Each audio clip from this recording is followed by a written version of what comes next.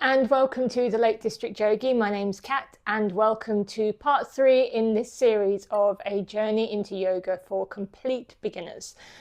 It's a beautiful, cold but very bright sunny day here in the Lake District, so it's a beautiful day for me to get on my mat and show you some more gorgeous yoga things. So hopefully you've already done the first 2 classes. This is going to build on that. This class is called Listening to Your Body.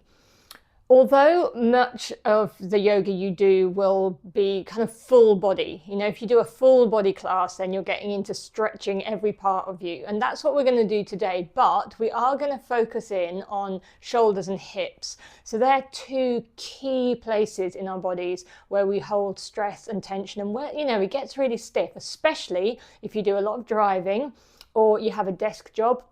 If you spend a lot of time sitting down or writing at a computer, these are the places in our bodies where it gets really stiff and tight. So yoga is the perfect way to start to ease those places, which, modern life just dictates that that's a lot of how we have to spend our time. So we need to do as much as we can and integrate those practices that kind of counter the damage that modern life is doing to us.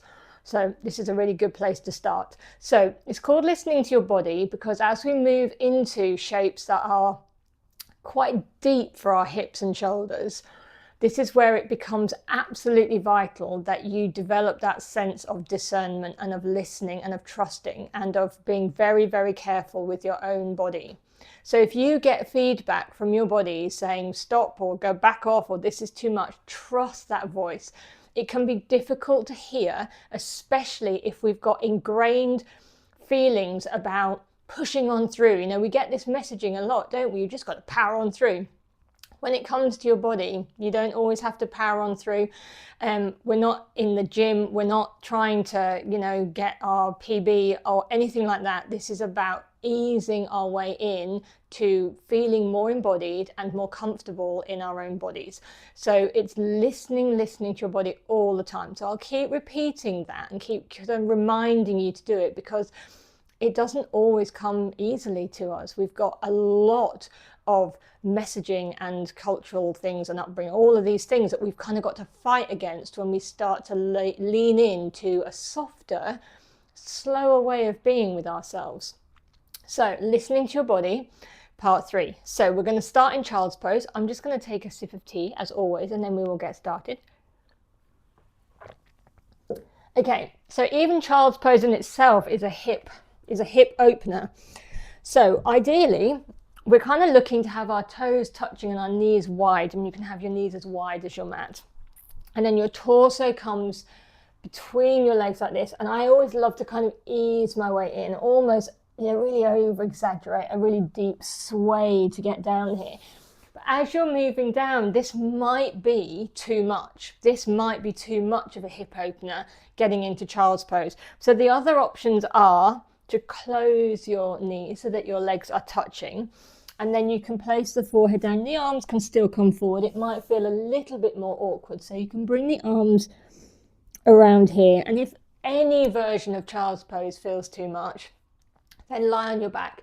You can lie on the back and hug your knees in or have your feet wide with your knees touching, any shape where you can just start to arrive. That's all this is. We're just landing on our mats. Obviously, your body is already here, but that does not mean the rest of you is. So finding any version of a kind of centering and gathering shape that you can rest in comfortably for a few breaths.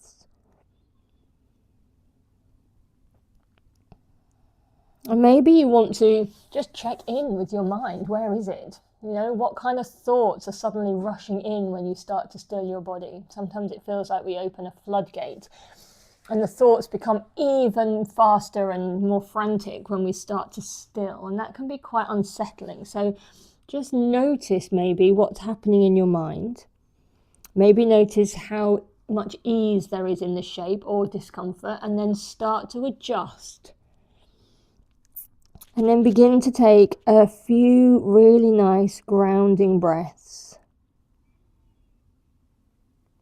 So breathing in and out of the nose if you can. And just slowing the breath a little, allowing the breath to take up a little bit more space inside your body.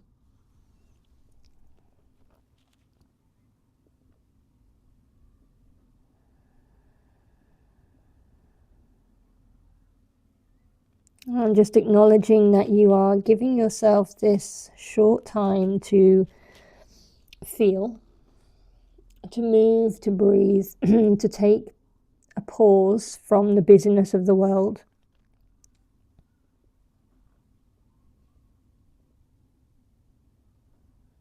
Okay, if your arms are round at the back, just bring them forward.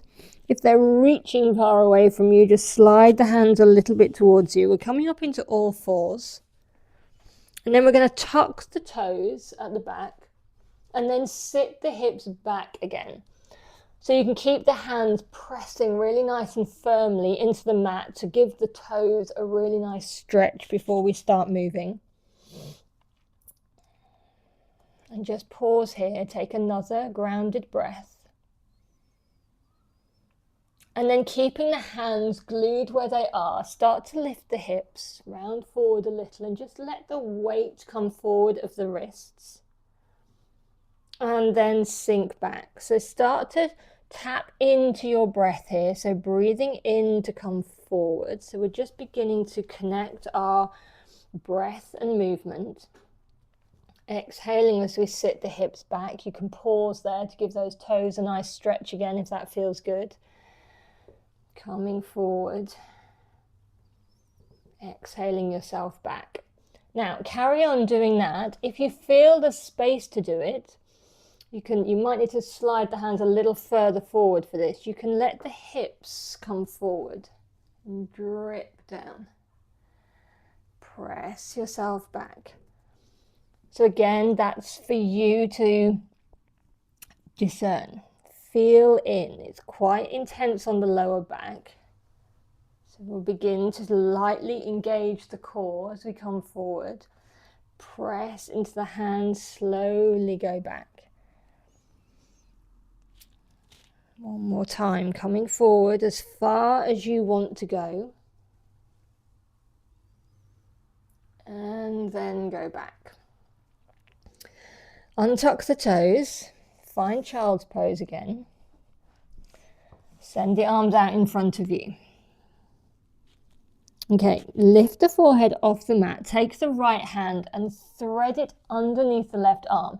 Palm facing up, keep it going until your cheek or temple comes down to the mat. So starting to gently get into the shoulders.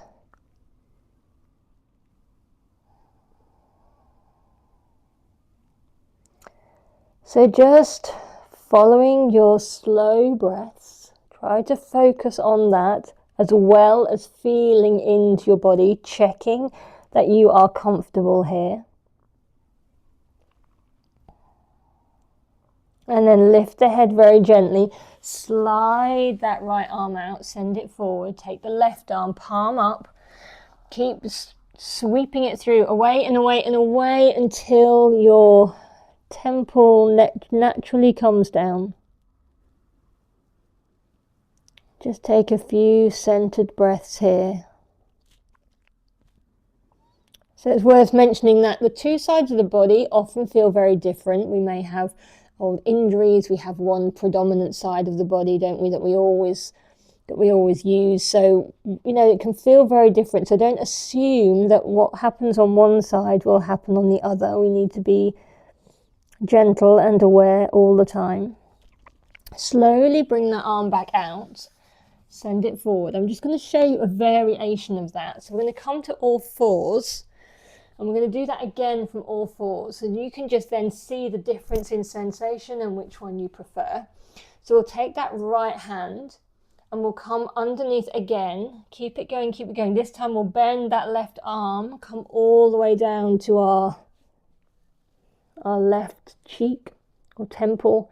And then the right cheek or temple. The left hand can stay here, or we can slide the arm forward.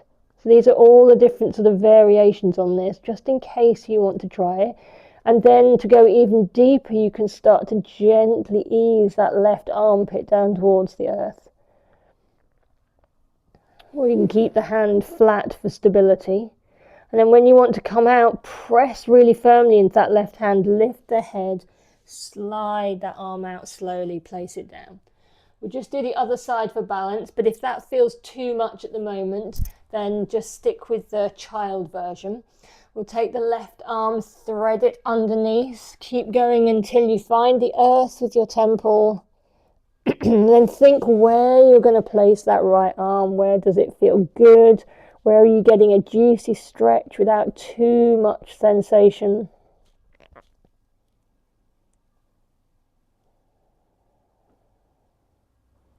And when you're ready to come out, slide the hand back towards your face, press into the earth to release. So that's a beautiful stretch for the shoulders if you feel you can do that. I'm going to show you one more. Again, this might be a little much to start with, but I'd like to show you so that you can do it if you want to, which is to come from all fours, keep the hips above the knees and walk the hands forward and keep going until you come down to your elbows and then your forehead. So this is puppy pose. It's a much deeper and more intense stretch on the shoulders.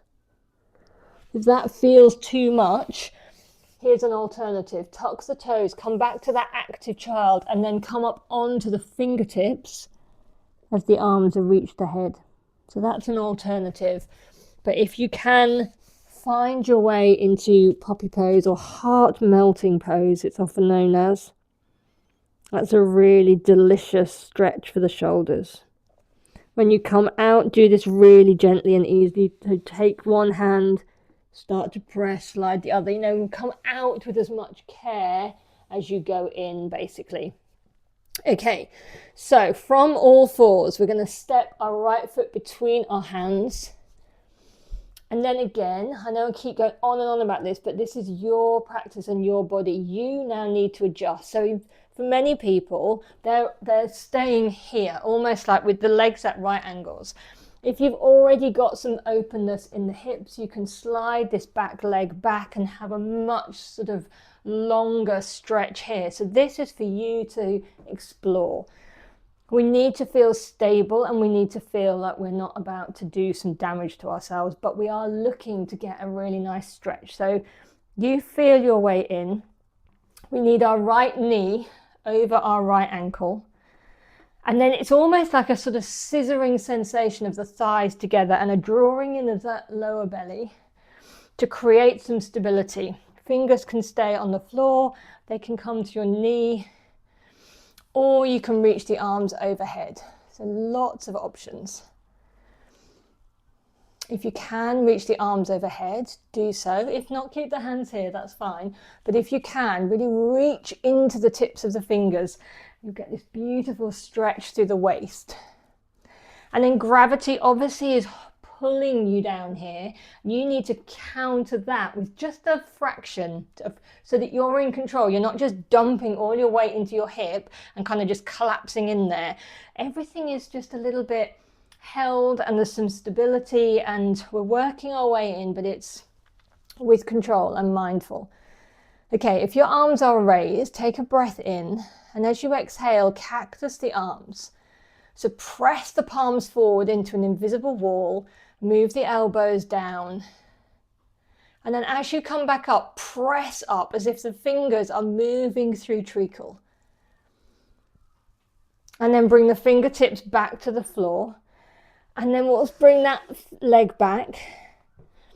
And we'll prepare to do the other side. So when you're ready, step the left foot through and then do any adjusting that you need. Find your way in. Maybe bring the hands to the knee. Find that engagement. Sometimes it's nice to imagine it's like there's energy all around here from you and you're bringing it all in.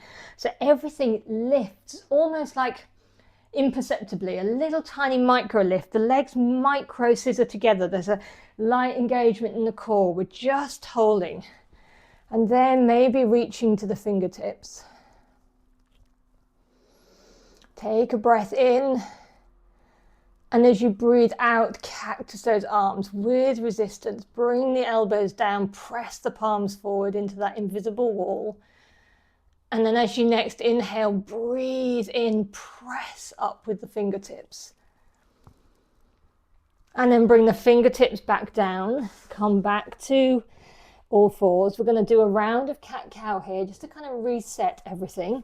So when you're ready, drop the belly, lift the gaze, take a slow, deep breath in. And then press into the earth as you round the spine, breathe out. And then find that neutral spine. Okay, we're going to step the right foot forward again, this time to the outside of our right hand. So again, you may stay in a kind of right angle shape like this, or you may find that you want to ease that back leg back a little bit. This is a really good place for blocks, if you have them. So you can bring your blocks under your hands. You can obviously adjust the height, so you can make this pose accessible if you have those. Otherwise, you can fashion blocks out of something else. And if you need to pad under your knee, this is a good time to do that too. Okay, so we've got our right foot outside our right hand. This is lizard pose. This is a real Marmite pose. Some people love it. I absolutely love it. Some people just, no, they just hate it. So you decide, and if this is one that you are really, really not liking, then feel free to go to the other lunge that we had with our foot between our hands. If you can hang out here, oh my goodness, is it good for your hips? So what we can do, there's so many variations here. You can just stay exactly here. If you're already very open, you could come down to your forearms and hang out there. But what I love to do is to root down through my left hand, take my right hand to my right knee or inner thigh, and then come onto the outside edge of my right foot and start to just open the hip. Not pushing, I'm not pushing with my hand, it's resting there. And I'm just opening, and then I can find any amount of sway or movement. Feels really good. If I turn to look over towards my right shoulder, I can drop this left hip closer to the earth. And there's just so many ways to explore this. So being incredibly gentle and mindful with yourself and your body. Just have an explore here and see what feels good. And when you're done, undo it all step by step. So I'm bringing my shoulders back round and I'm flattening that foot, bringing my right hand back to the earth, and then eventually stepping that knee back. And then I'll do the other side. So we'll step our left foot outside of our left hand, adjust any way you want. Find somewhere for your hands if you want to come down to your forearms. Then that is always a possibility. Or ground the right hand and then just start to gently explore into this left hip. Feel your way in. Obviously, I'm also going to just mention there are way more hip and shoulder openers than I can possibly cover in this short class. So this is just a little taster. There will be many more coming in future videos. Okay, and again, when you want to come out, just undo everything, plant that hand back down, step that knee back. We'll do another round of cat-cow here just to reset. So inhaling to lift the gaze, dropping the belly. Exhaling to press the hands into the earth, round the spine. Okay, tuck the toes and walk back. Lift the knees and find a squat at the back of your mat. Okay, you can keep the fingers on the floor, or you can bring the hands to the heart, pressing the elbows into the inner thighs. The reason I like doing this, partly because I can't place my heels on the floor in a squat. I always have very lifted heels. So to me, it's a balance as well as a squat. And the beauty of putting the elbows into the knees and the knees into the elbows is that dual motion helps me create quite a lot of stability.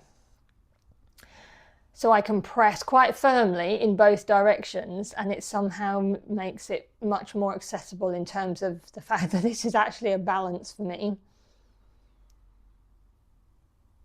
Okay, but you can keep the fingers on the ground. It's entirely up to you. And then whichever version you've got, plant the left hand in front of the left knee. Really make that nice connection between the arm and the leg. And then we'll peel this right arm open to the sky. So remember, we try to go shoulders, elbow, fingers. And then plant the right hand in front of the right knee. Make that connection. Lift the left arm. Shoulder, elbow, fingers. Bring the left hand down, plant the fingertips, lift the hips a little, turn the feet so that they're parallel, and then find this forward fold with these nice wide feet. We can keep a bend in the knees. You can keep the hands on the ground, or you can hold somewhere on your legs or hold your elbows. Just allow the upper body to swing and sway very gently. And when I keep using the word gentle, there's nothing gentle about the work we're doing here. What we're doing within our souls, our hearts, our minds, and our bodies is not necessarily gentle. It can be challenging, and it can be full of fruitfulness and, generating a lot of fire and all kinds of things. The gentleness is the attitude with which we approach our own bodies. Okay, slowly finding stillness, let the arms hang. Press into the feet really hard, soften the knees. We're rolling up to standing. And then we can bring the feet together a bit. We're going to move into tree pose. And now I've cut my head off. I'm really sorry about that, but luckily it's the legs you need to be looking at. Well, not mine, like when you're glancing, you won't be able to look when you're trying to focus on your balance, I'm sure. Okay, so we're going to move into tree pose. It's possibly the one yoga pose everybody knows other than down dog, because it's a real classic.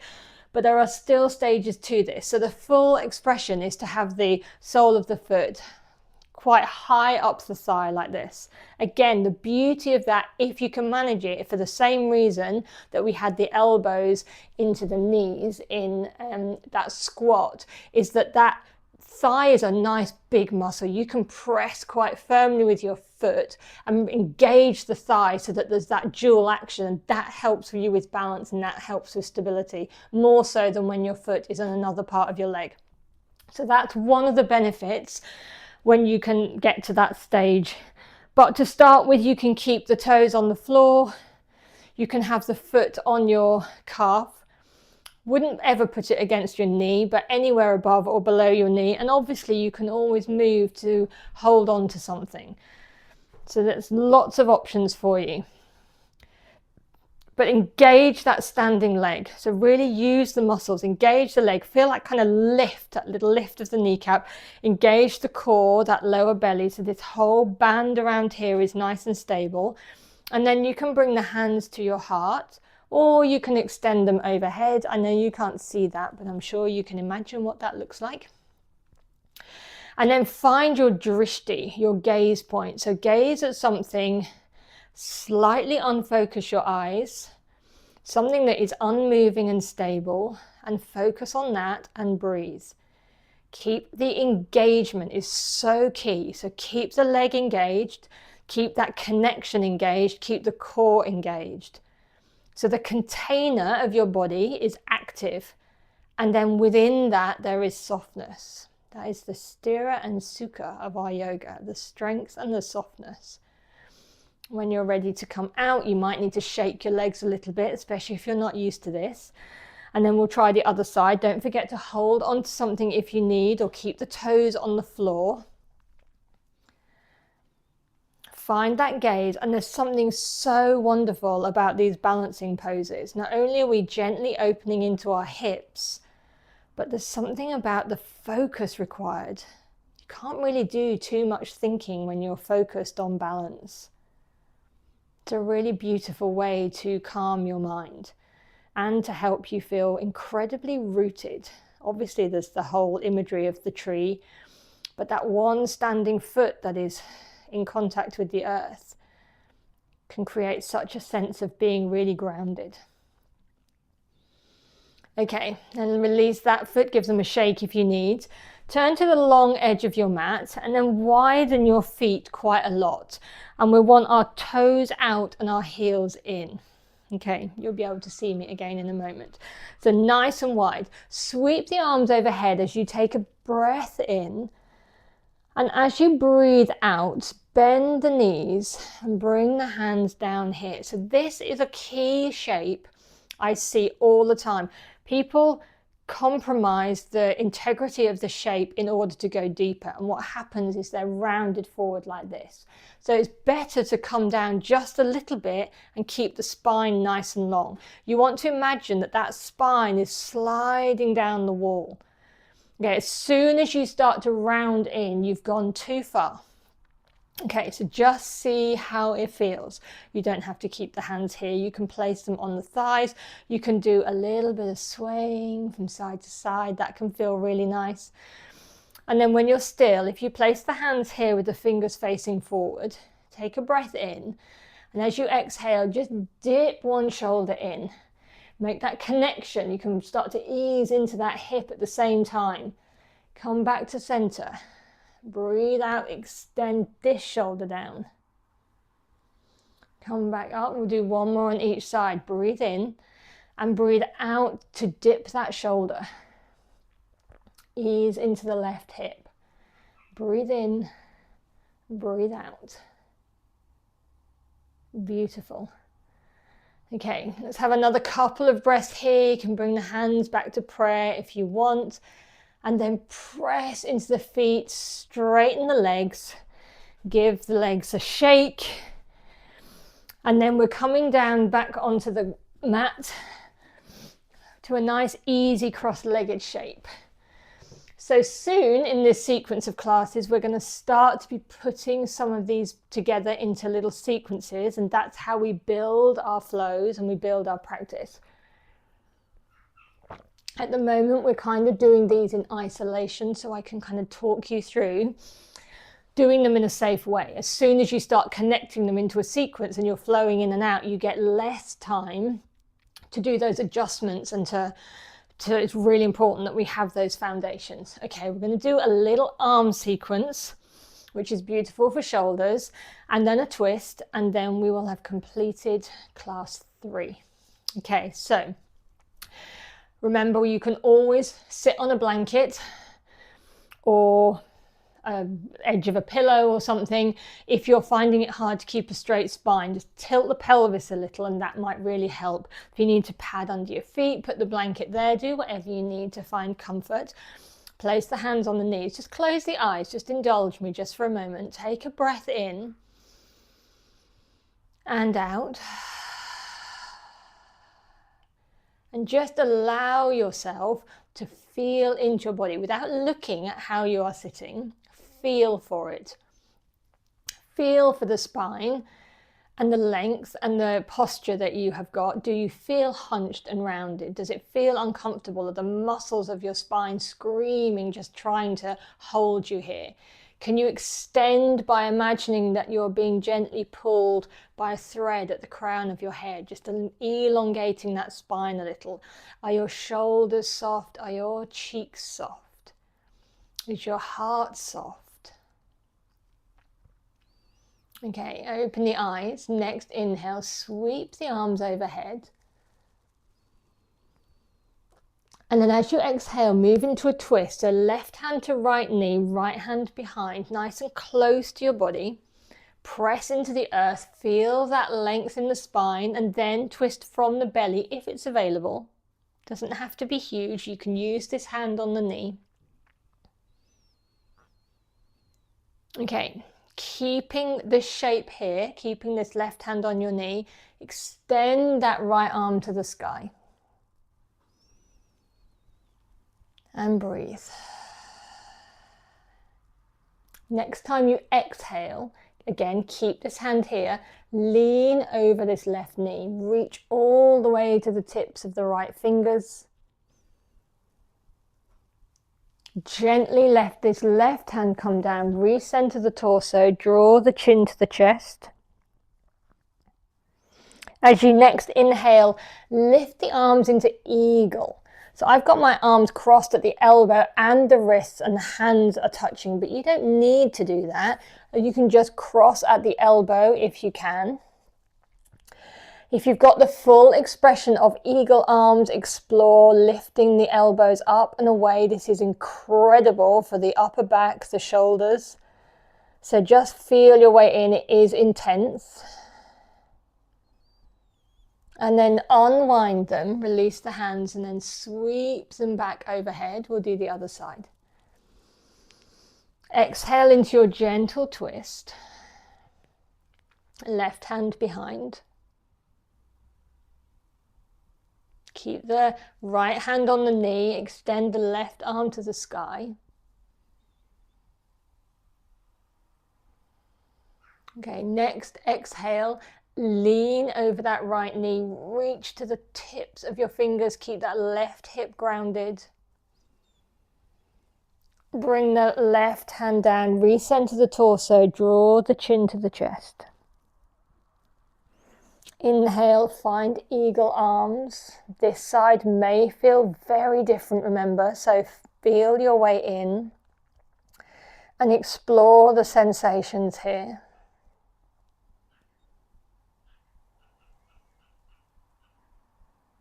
And then release the hands back to the knees. Close your eyes, take a full round of breath.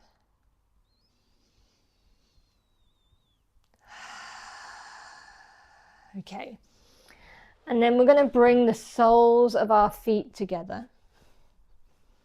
So find any distance that works for you away from your body. You can hold on to your ankles, you can hold on to your feet, as long as you keep that integrity in the spine. And we're never talking about having some kind of ramrod spine. Obviously there's fluidity and movement there. What we're trying not to do is constantly hunch and round our spine forward. We want to try to keep that length and keep the heart lifted. Again, you can find a gaze point, not for balance this time, but just in order to kind of wash clean the mind. Just allow yourself a break from thinking. Just let the gaze settle on something. Focus on that, focus on your breath. And then if there is movement forward, you can start to fold a little bit over your feet. Just see how much movement there is. Feel into your hips. It may be that your knees are much, much higher and that there's virtually no movement, and that's fine. It's wherever you are, the work is the same. When we're working with our own range of movement, the work is just the same.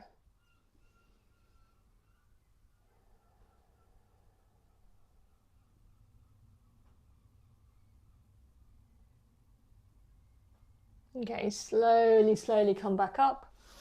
Our final twist, come down onto your back for the soles of the feet flat on the ground. Take your time, tuck the chin, feel the length in the spine, ground down through the shoulder blades, and open the arms nice and wide like a T, palms facing up. Cross your left leg over your right leg. Take a deep breath in. And then gently let your knees roll to the right. Try to keep both shoulders grounded. If you want, you can turn your head to look towards your left hand. Take another centered breath here. And then very lightly engage the core. So draw in those lower abdominals to lift the knees. Uncross, then recenter. Don't just go straight into the other side. Lift and lower the hips, reground through the shoulders and the shoulder blade. Then drape the right leg over. Take that full breath in. And then gently let the knees roll to the left. Keep the right shoulder grounded if you can. Turn to the right hand if you want with your gaze, but you don't have to. You can just keep the eyes closed and the head centered. Okay, lightly engage the core again to lift the knees. And then here, if you wish, you can extend the legs. You can have some time in Shavasana, just lying on your mat. If you don't have to rejoin the world yet, take that time for yourself. Otherwise, you can gently find a seat rolling onto your side or however you get there safely. Thank you so much for joining me for another yoga session. I love recording these videos for you. I really hope they're landing and that they are useful. If you like them, please feel free to share them. I would love to reach more people with my yoga and just generally spread the yoga love, especially if somebody is curious and has been thinking about trying yoga for a while. These videos could be just the perfect place to start. It can be really intimidating to walk into a yoga studio. So it can be nice if you've got the space to do it at home, and hopefully these videos will help get you started and help you on a beautiful journey into yoga. So from this beautiful day in the Lake District, from my cozy home to your home, wherever you are, from my heart to your heart, I send love. Thank you so much for joining me, and I will see you for more yoga soon. Bye.